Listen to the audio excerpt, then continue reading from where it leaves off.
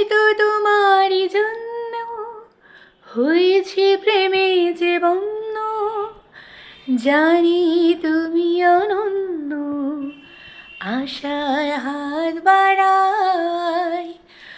যদি কখনো একান্তে চেয়েছি তোমায় জানতে, শুরু থেকে শেষ প্রান্তে ছুটে ছুটে গেছি তাই। আহা আহা ও